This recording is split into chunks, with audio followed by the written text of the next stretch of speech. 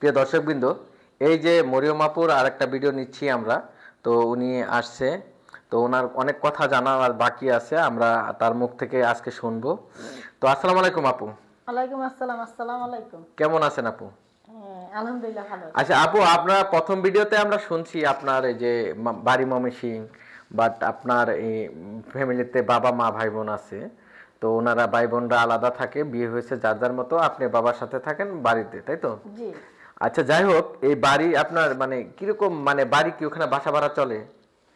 বাসা ভাড়া চলে, মানে বেশি একটা চলে না, অল্প চলে, কিন্তু ভাড়া কম পাওয়া যায়। ভাড়া ভাড়া কম পাওয়া হ্যাঁ, যায়? ভাড়াটা পাওয়া খুব মানে অনেক খুব সমস্যা হয়ে যায়, এর জন্য কম টাকা ভাড়া দিয়ে ভাড়াটা দিয়ে রাখছি আর কি। এখন আপনি কিভাবে চলেন, মানে কিসের উপরে, কি কাজ?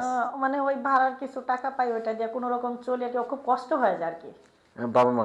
হ্যাঁ, বাবা মাকে নিয়ে চলতে কষ্ট হয়ে যায়, যে টাকা ভাড়া পাই দিয়ে হয় না। আচ্ছা, আপনি এই যে বাড়ি আছে, ব্যবসাও তো খাতে পারেন, আসলে ব্যবসা করার মতো লোক নাই। না, ব্যবসা করতে গেলে একটা সেরকম একটা পুরুষ মানুষ প্রয়োজন থাকে, কিন্তু সেটা তো নাই। ওটা থাকলে ভালোভাবে চলতে হ্যাঁ, পারতেন। হ্যাঁ। তো ওরকম পুলিশের যদি মনে করেন যে একটা স্বাবলম্বী হিসাবে আপনার কাছে কিছু মনে করেন যে আর্থিক কিছু চাইলো, যে কিছু স্বাবলম্বী করে ব্যবসা বাণিজ্য করে আমরা চলবো, এরকম আপনার দিতে রাজি আছেন? ওইরকম কিছু যদি প্রয়োজন হয় তাহলে আমি দেওয়ার চেষ্টা করব। দিবেন? হ্যাঁ। আচ্ছা যাই হোক আপু, আপনি মনে করেন যে আসলে একটু এক হাতে তালি বাজে না, সবাইকে হেল্প করতে হবে, তাই তো? অবশ্যই। আসলে সবার সবার মনের সবার কষ্ট অন্যরকম। পৃথিবীতে আসলে সবাই সুখী না, কিছু না কিছু দিক দিয়ে দুঃখে আছে। দেখবেন আপনার সবই আছে, একজন স্বামী নাই, তাই তো?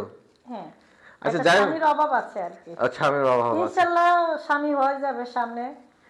যাই হোক আপু, আপনি আসছেন আমাদের এখানে, খুব খুশি হয়েছি। তো যাই হোক, আমাদের এখানে মনে করেন যে আমরা অনেক অনেক মেয়ের বিয়ে হয়েছে আমাদের এখানে, তো আপনিও আসছেন। তো আশা করি আমরা আপনাকে বিয়ে দিতে পারবো ভালো একটা। আচ্ছা ইনশাল্লাহ আমারও আপনাদের এখান থেকে বিয়ে হয়ে যাবে।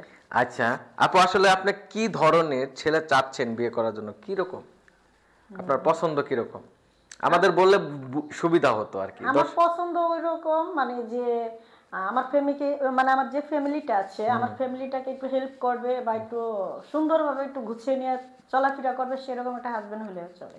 এত টাকা হইতে হবে, বাড়ি গাড়ি থাকতে হবে, এমন কোনো কথা না। একটা সুন্দর মনের একটা ভালো মানুষ চাই। ভালো মানুষ চান? হ্যাঁ।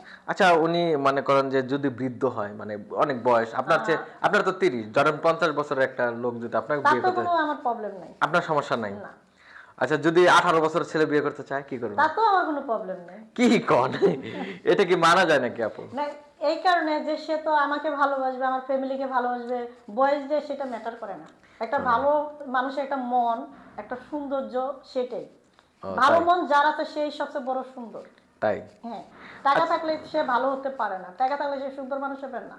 না একটা ভালো একটা মন থাকা লাগে, ছোট হোক বড় হোক, তার একটা মন দিয়ে সবকিছু উজাড় করে সে ভালোবাসা পাওয়া যায়, সেরকম একজন মানুষ হলেই হবে। তাই? হ্যাঁ। আসলে আপনার কথাগুলো খুব মিষ্টি লাগে, আপনার কথার প্রেমে তো আমিই পড়ে যাচ্ছি। তো আসলে কি বলবো ভাই, আর দর্শকরা যদি শোনে আপনার কথা, তো তো এমনিতে আপনার মনে করেন যে প্রেমে পড়ে যাবে। আচ্ছা আপনার জীবনে কি কোনো দিন প্রেম ভালোবাসা হয়েছিল? আমার লাইফে অনেক মানে অফার পাইছি, কিন্তু আমি অ্যাকসেপ্ট করি নাই। তাই? হ্যাঁ। কেন? আমি কখনো কাউকে অ্যাকসেপ্ট আমি কখনো করি না। কেন প্রেম ভালোবাসা আমি আজও বুঝি না, এখনো না। আমি ছোট থাকতেই প্রেম ভালোবাসার থেকে আমি খুব দূরে থাকতাম। তাই? হ্যাঁ। স্বামীকে ভালোবাসবেন না বিয়ের পরে? তাকে তো ভালোবাসবে, সে আমার স্বামী, তাকে ভালো না বাসলে আমি কাকে বাসবো? তাই? হ্যাঁ। আচ্ছা যাই হোক, দোয়া করি আপনার জন্য একটা ভালো মনের মানুষ পান, এবং আপনার স্বামী যেন আপনাকে অনেক ভালোবাসে, আপনিও যেন ভালোবাসতে পারেন। তো আপুর আরও ভিডিও নিব আমরা। তো প্রিয় দর্শকবৃন্দ, আমাদের চ্যানেলটা সাবস্ক্রাইব করবেন, পাশে থাকবেন। সবাই ভালো থাকবেন। আসসালামু আলাইকুম।